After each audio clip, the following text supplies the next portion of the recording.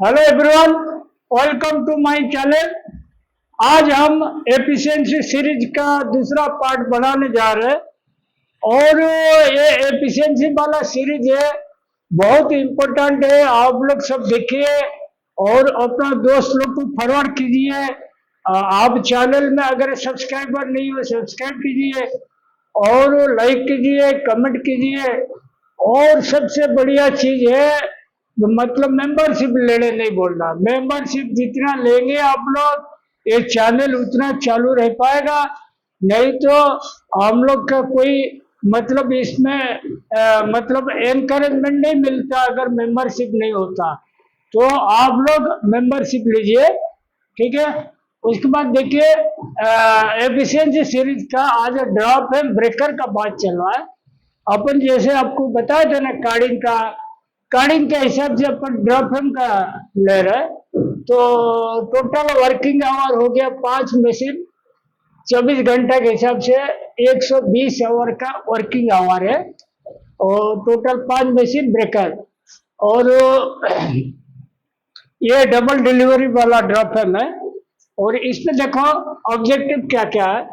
For smooth working, अगर आपकी efficiency level बराबर रहेगा, मटेरियल आगे फ्लो बराबर चलता रहेगा, पूरा खाते का स्मूथ वर्किंग रहेगा, टू अटेंड रिक्वायर्ड क्वालिटी। अगर स्मूथ वर्किंग रहेगा हर जगह, तो क्वालिटी लेवल भी हर जगह सही आएगा। उसके बाद मेंटेन बैकस्टॉप स्ट्रंग, जो बैकस्टॉप सेट है कम नहीं पड़ेगा। समझ लो आपकी एफिशिएंसी 85% आना चाहिए बैकर ड्रिंक का, आप 70% दे रहे हो, 15% का लोचा है, तो 15% के चक्कर में कितना सिंपलेस खाली हो जाएगा, रिम फ्रेम खाली हो जाएगा। तो इसमें बैकस्टॉप सेटेज नहीं होगा जब एफिशिएंसी मेंटेन रखोगे। Depends on material quality. Material quality मतलब समझ लो आप 30 काउंट बना रहे हो, आप शंकर 6 कट देना चाहिए, समझ लो आपने ये 34 ले लिया या कोई दूसरा इंफेरियर क्वालिटी ले लिया, तो उसमें आप मतलब एफिशिएंसी अटेंड करने का कोई उम्मीद नहीं रख रहा, क्योंकि उसमें ब्रेकेज बढ़ जाएगा। सब स्टैंडर्ड क्वालिटी का मटेरियल दिया, तो क्वालिटी ऑफ मटेरियल भी डिपेंड करता है। Depends on can capacity. Can capacity देखो, मैंने देखा मतलब 16 inch dia, 20 inch dia, 24 inch, 30 inch, 36 inch और फाइनली 1 मीटर वाला भी देखा मैंने 40 इंच का। तो उसमें क्या होता है देखो, मतलब जितना डाया कैपेसिटी बढ़ेगा, जितना कैन का लेंथ बढ़ेगा, उतना ज़्यादा मटेरियल आएगा कैन के अंदर। और चाहे कार्डिंग हो या ड्राइंग हो, हर जगह एफिशिएंसी बढ़ेगा। कैन कैपेसिटी भी बहुत इंपॉर्टेंट है। Depends on speed. स्पीड के ऊपर कैसे एफिशिएंसी, जितना स्पीड चलाओगे उतना प्रोडक्शन लोगे, एफिशिएंसी कैसे नहीं है। स्पीड इसलिए है, समझ लो ज़्यादा स्पीड चला लिया तो ब्रेकेज बढ़ जाएगा, ब्रेकेज बढ़ जाएगा, एफिशिएंसी घट जाएगा। तो स्पीड का ऑप्टिमाइजेशन रखना, जो मशीन में जितना स्पीड ले सकता है उतना देना। ज़्यादा स्पीड दोगी तो दिक्कत जाएगा, आपको एफिशिएंसी में शॉर्टफॉल हो जाएगा। उसके बाद depends on machine type. Machine type मतलब देखो, आप लेटेस्ट मशीन ले रहे हो या अंग्रेज जमाने का मशीन ले रहे हो, बहुत पुराना मशीन होगा, उसमें बहुत सारे ब्रेकडाउन होगा, वर्किंग खराब रहेगा, तो उसमें एफिशिएंसी अटेंड नहीं कर सकते हो टारगेट। अगर मॉडर्न मशीन लिया, बढ़िया क्वालिटी का कंपनी का लिया, तो उसमें आप अटेंड कर सकते हो। मशीन का टाइप का ऊपर डिपेंड कर, डिपेंड्स ऑन मेंटेनेंस। वो कितना बढ़िया भी मशीन ले लो, मतलब आप मॉडर्न मशीन ले लिया, बढ़िया मशीन जाना चाहिए था, लेकिन आपने अगर मेंटेनेंस खराब कर दिया तो मशीन भी पुराना मशीन जैसा हो जाएगा। तो कोई कोई मिल में पुराना मशीन मेंटेन करके बढ़िया से चलाते हैं, कोई कोई नया मशीन लेके भी मेंटेन नहीं कर पाते, पुराना जैसा चलाते। तो आपके ऊपर डिपेंड करता है मेंटेनेंस कैसे रखना। मेंटेनेंस बढ़िया रखोगी तो रहेगा। Depends on RH percentage.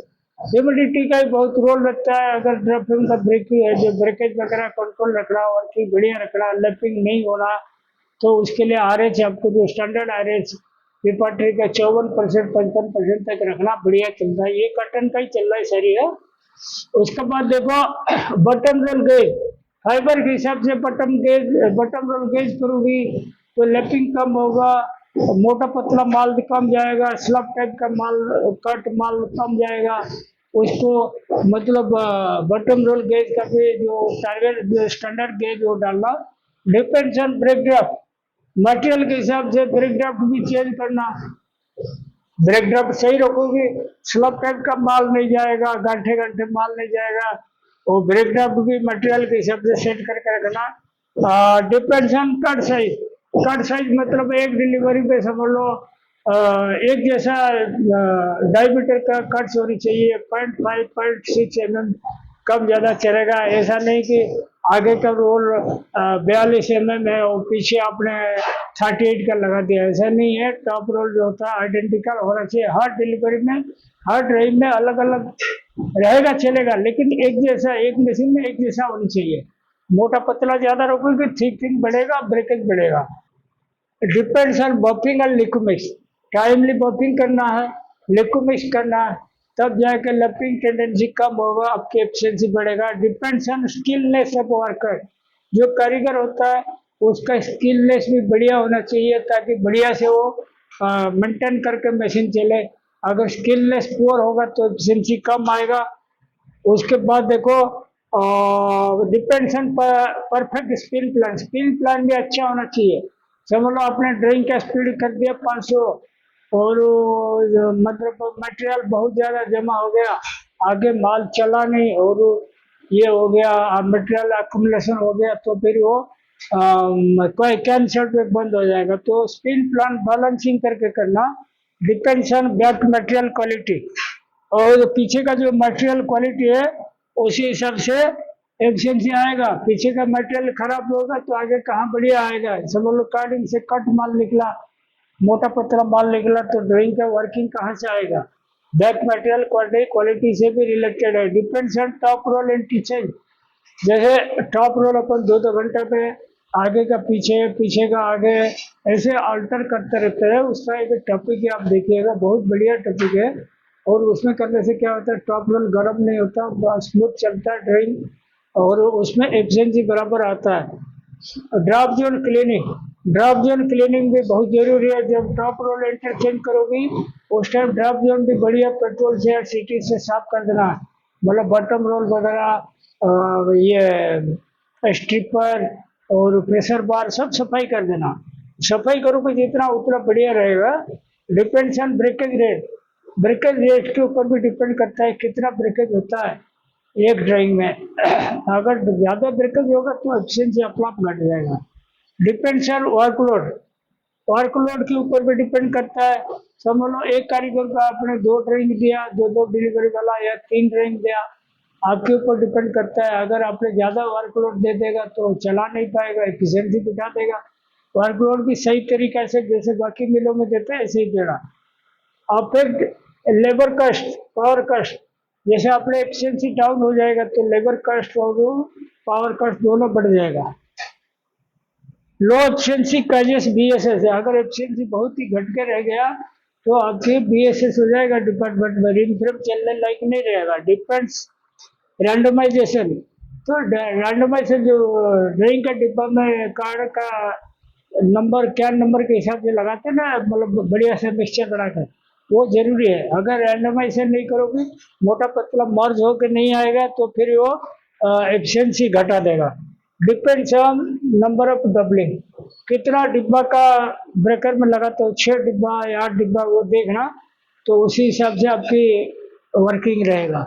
और देखो एग्जाम्पल देखो, एग्जाम्पल फीड कैन 1200 mm का हाइट, 1000 mm का डायमीटर कार्ड स्लाइबर फीड हैम 0.120, डिलीवरी साइज भर 0.110, drop from delivery can size देखो 1200, वही सेम साइज सेम है, ठीक है। तो नंबर ऑफ डबलिंग पर डिलीवरी 6 डिब्बा लगेगा। पीछे ग्राम पर मीटर ऑफ स्लाइबर 5.36, ठीक है।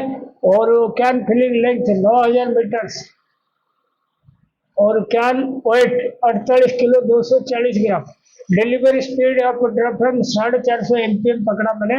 Number of delivery per message 2 doubling production 8 hour delivery 100% 1157 kilo production day delivery 100% 3473 kilo. Number of drops per day per delivery 72 drop. ठीक है, तो उसमें क्या होता है, देखो आपको एक चीज बता दूं, इसमें क्या होता है एफिशिएंसी ब्रेकअप में यही सब चीज आता है, तो इसीलिए मैंने लिखा। सबसे पहले देखो top roll interchange and cleaning of top roll. 2-2 घंटे में टॉप रोल जो इंटरचेंज करोगी तो 24 घंटे में 12 बार हो गया। हर बार का मैंने 20 मिनट पकड़ा। 240 मिनट का स्टॉपेज है। 240 मिनट 240 मिनट को 60 में डिवाइड कर देना, घंटा हो जाएगा, 4 घंटा हो जाएगा। 4 घंटा बाई 120 हो गया, ये हो गया 3% हुआ। 240 बार 24।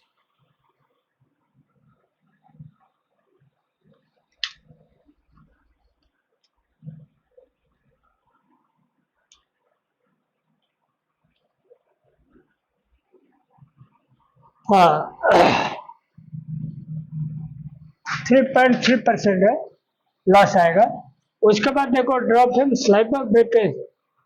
18 बार एक ड्रिंक का समझ लो, एक ड्रॉप में कटा एक डिलीवरी में, और उसके बाद डॉपिंग 72 बार हुआ 30 सेकंड के हिसाब से 5 ड्रिंक का।